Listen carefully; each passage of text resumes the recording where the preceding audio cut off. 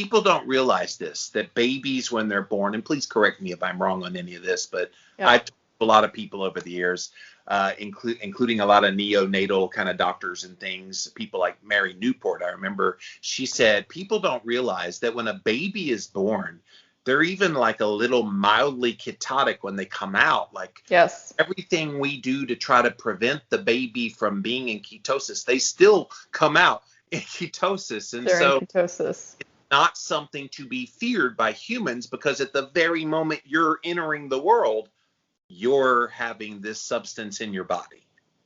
Yes, and that's one of the points I try to make. We're so fearful about pregnant women going into ketosis, and yet it's basically unavoidable. It's just a physiological fact of especially late pregnancy that you are going to just be in and out of mild nutritional ketosis, whether you like it or not.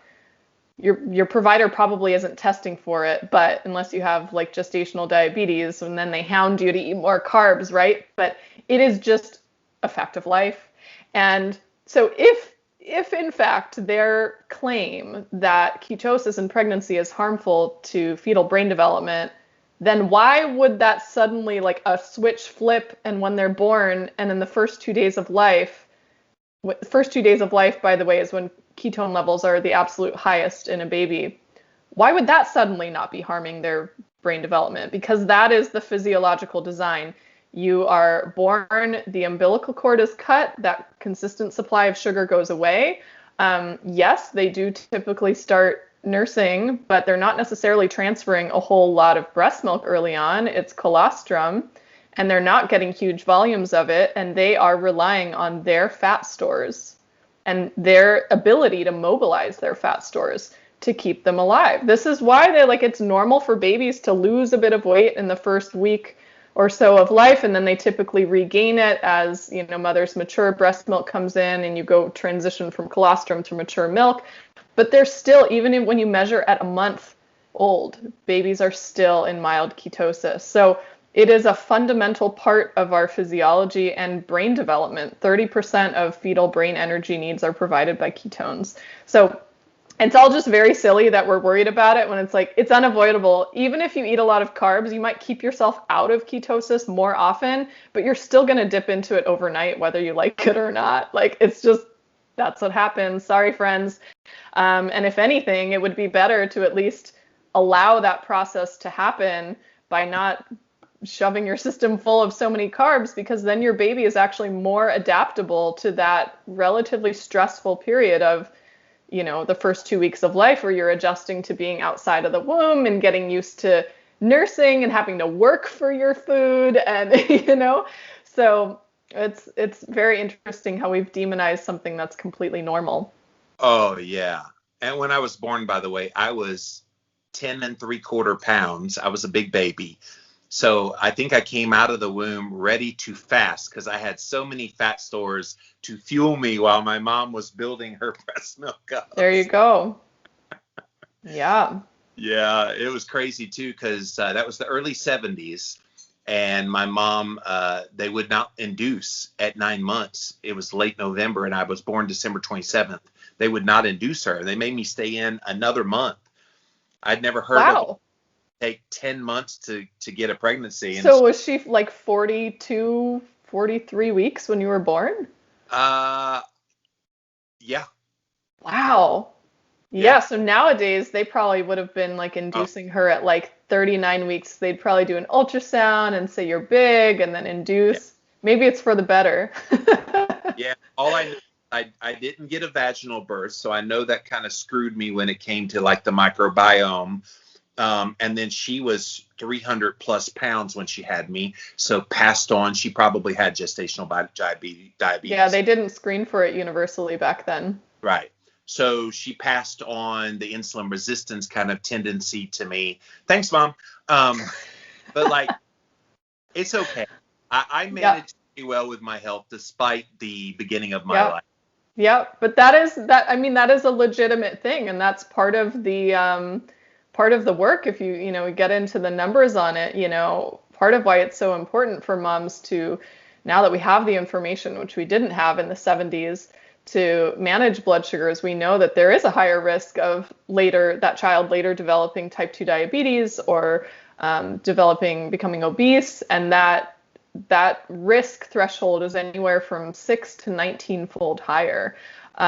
So, we're in a state just globally, really, but mostly in the US, where you look at the rates of childhood type 2 diabetes and it's like through the roof. I mean, how much of this can we really blame on poor food choices and inactivity? Like, some of it is inborn in how our bodies were fueled in the womb and how our pancreas developed and our, responsiveness to insulin, how much insulin we're producing. I mean, it's really fascinating research that we're finally getting more information about that we just simply didn't have in the 70s.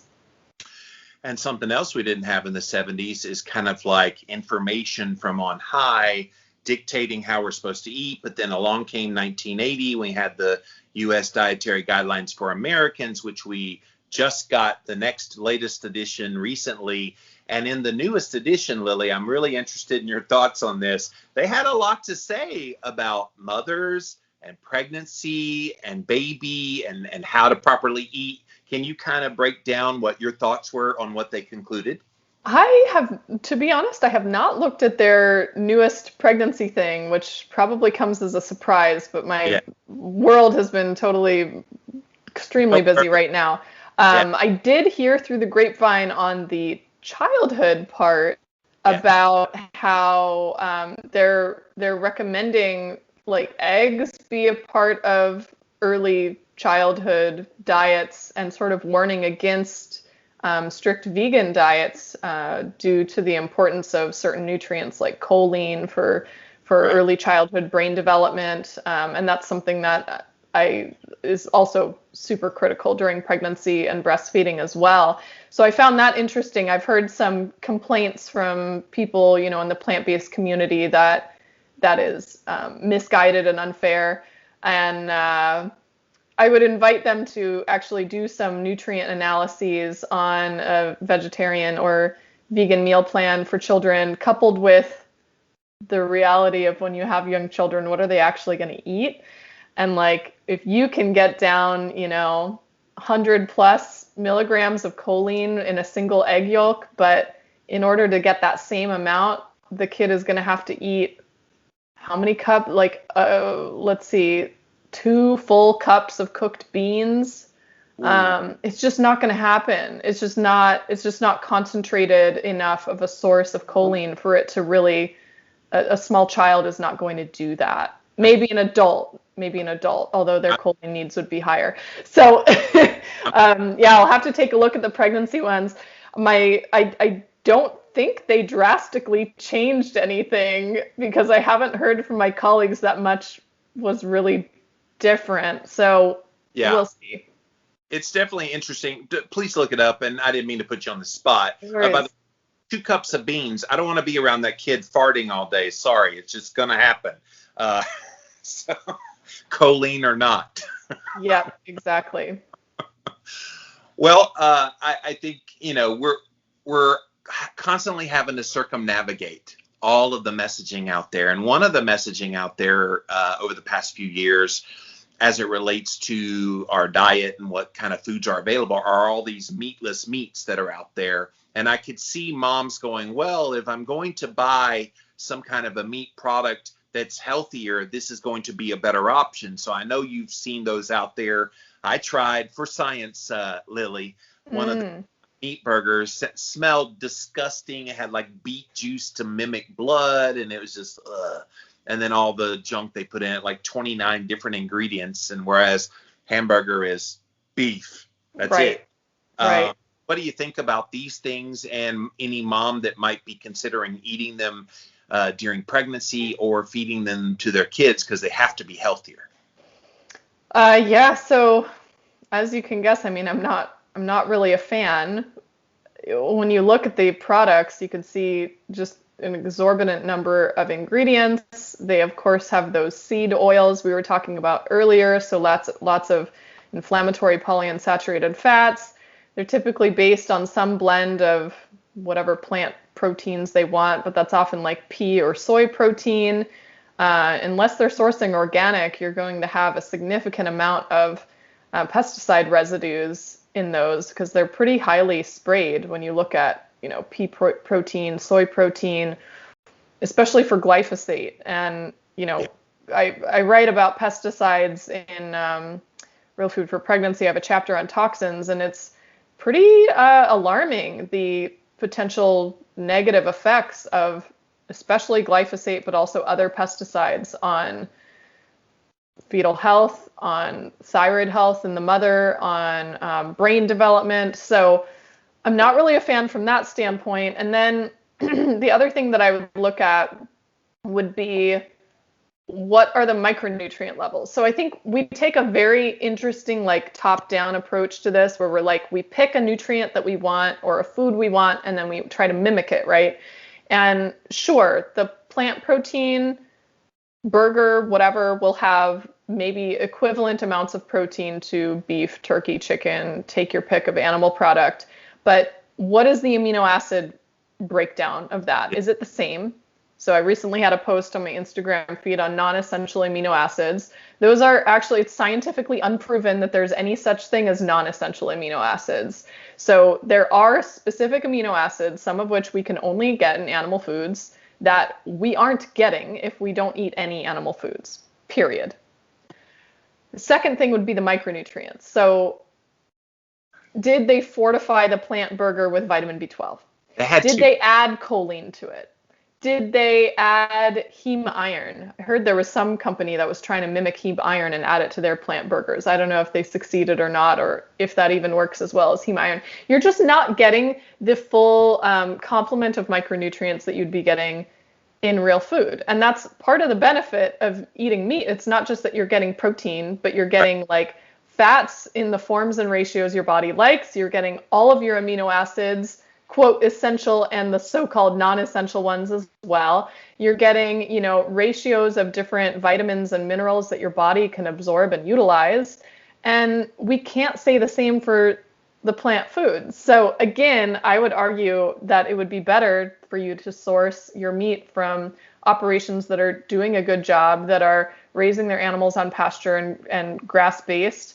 Those farms have been shown to actually sequester carbon, not ruin the environment. I would say it's the opposite for the plant burgers. I think it's total greenwashing of the market. And if you really dig deep into this, like watch Diana Rogers' film Sacred Cow, read her and Rob Wolf's book Sacred Cow for more on this. There's many other authors who've written on it. And you'll see that a lot of the arguments for going 100% plant-based, especially for environmental reasons, they don't hold up to scrutiny. Do you find the average consumer is catching on to this? Like, what you just articulated is brilliant. Like, yes, from a macro perspective, they pretty much matched what a burger would be. There's a little more carbs. It almost has to be with what they're putting in it. Right. But fat and protein identical in those just about.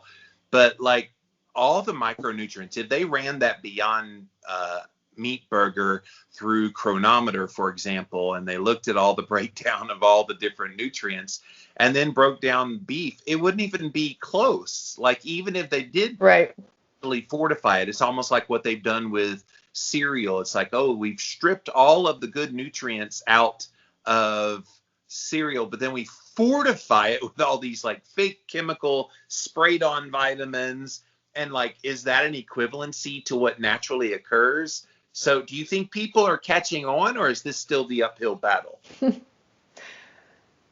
I think it depends on the consumer. I think a lot of it is an uphill battle because the messaging is so strong and consistent in the media, and a lot of even nutrition resources. It seems to me a lot of the dietetics education even has shifted since I went to school, and is really promoting this plant-based idea. I remember being a little, I wasn't nearly as much of I'm not a carnivore, but I eat meat, and I didn't eat nearly as much meat back then when I was going through school as I do now. And even back then, I remember thinking like, wow, this is really like, there's always meat in the meal plans. Like, why don't they do like a bean thing? Or why don't they do, now that has like changed.